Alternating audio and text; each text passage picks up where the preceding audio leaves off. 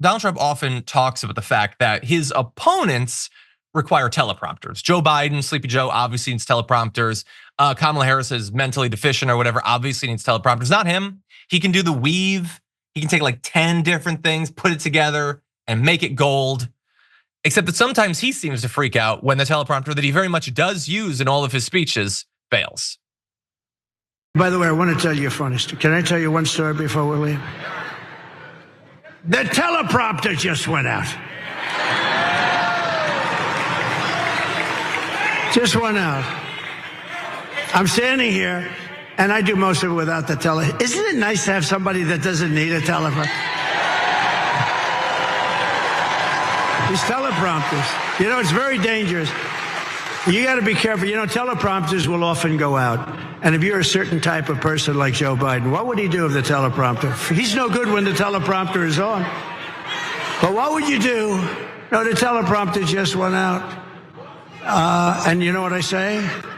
Usually I don't talk about it. Just keep going. Just keep going. If you saw, I just did. So, ladies and gentlemen, thank you very much for being here. It's wonderful.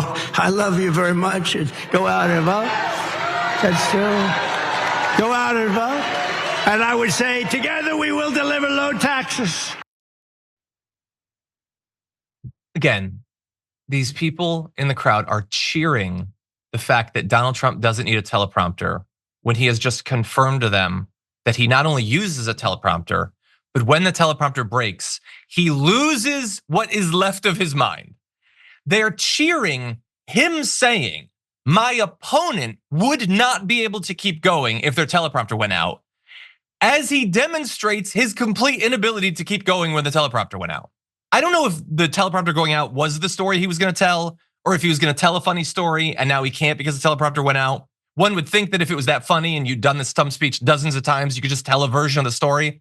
But even when he says, here's what I would do if it went out, which by the way, you're literally in the middle of an opportunity to demonstrate that, you're choosing not to, is I'm good, I'm so natural, I just go right into my speech like, hello, ladies and gentlemen, I love you. See, I remember all of the highly complex scripted stuff. Again, look, I understand that this is not the most important thing. It is not going to determine how people vote. It's just wild to me that the literal people in the crowd can't see any of the multiple layers of irony. What do you think? Listen, I'm not a psycho liar most of the time. So when I say that people leave a Trump rally, I'm serious. They do leave a Trump rally early. Thousands of people, I'd say tens of thousands of people in America have left Trump rallies early. And it's a good line to attack people with. They don't leave mad. They're not like, I've had it with this guy. They're like, wow. It's like I love Ben Harper, the musician, and he played a 3-hour concert and I was like, this was great. I'm going home. I love it. So that's the innocent criminals. This is the convicted criminal, but there's a difference. And so that's that.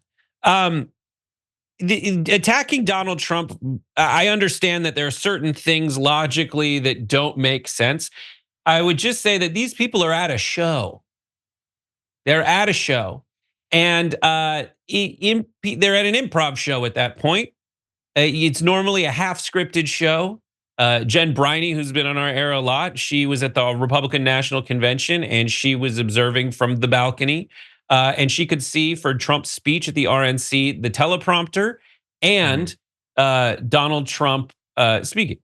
And she started writing down because he would go off prompter a lot just to tell these stories when he felt like the audience was falling asleep. Why?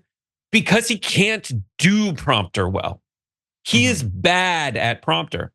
That is a skill he does not have because he's so full of himself. He gets sad. A, he's not a good reader, whatever. Some people just aren't. And then B, like he gets mad when he's not the one coming up with this on the spot and he thinks he's lulling people to sleep because he realizes he's poor on prompter. But she was writing every time he went off prompter and she said she had 7 pages of notes during his RNC speech, which went so long. Wow. Got boring and tiring because he did that so much. But the people there, they're not sad with him. They're not mad with him. They get bored, but like they were happy to see, like, you know, like you'd be at a concert, something broke and the person said, screw it, we don't need the PA, I'm gonna do an acoustic set. That's what they're getting out of that. Well, okay, that's fine if you then do the acoustic set. But what if it broke and then you said, "Oh, by the way, Slipknot wouldn't have known what to do if their amp broke and they would just be standing there like." No, people would love it, John. I guess. People would love I it. think the thing is, look, I don't think that I'm like weirdly. There's some stuff going on in the background of your shot. I don't think that I'm weirdly perceptive. I think that this is as transparent as I think it is, and I think a lot of people are turning off the part of their brain that can see that this is an obvious cover for his own insecurities. And I agree with you about the teleprompters. Like people, I don't doubt that they're often entertained at points in his speech, but there are people who could do the teleprompter thing and make it entertaining. They could talk about actual stuff going on and make it entertaining. He like barely can keep them there by talking about shark electrocutions. That's not a strength, that's a coping mechanism.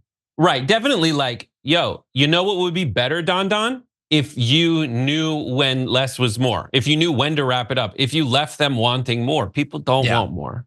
And that's the thing, it's like, listen, if they're gonna go there and have a good time, like I would say undeniably, if people were stuck around in mass, like I literally had this conversation with Ali, like the person who designed the original graphics package with this, like people at Trump rallies, like they'd probably be happier if they wanted more.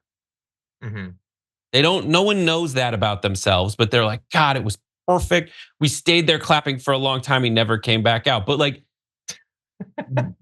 that, he could come out and do an encore. There's ways to improve your set, buddy. Yeah. Like there's a reason that people doing stand-up shows don't just drag on forever and never stop. Well, the issue is that he didn't have to come up in a way that you learn. That wasn't like his path, I guess. Okay, but that said, we only have a few more minutes, so I want to jump into one more topic in just a second. I'm going to read one comment from Thomas H. Sears. Always good to see you in the audience. Says teleprompter improves delivery 300%. Consider that when you see someone using them, they're really only about a third as good as they seem. Or that's not true. That's the delivery. They are as good as they seem on the teleprompter.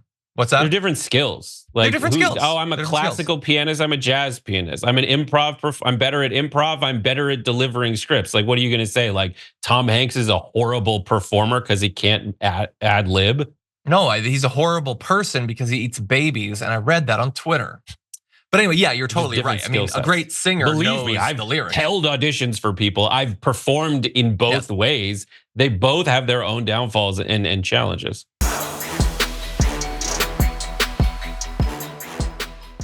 Members make a difference here at TYT. You help make the show happen, and we see you in the chat with your loyalty badge. Click the join button to become a member today.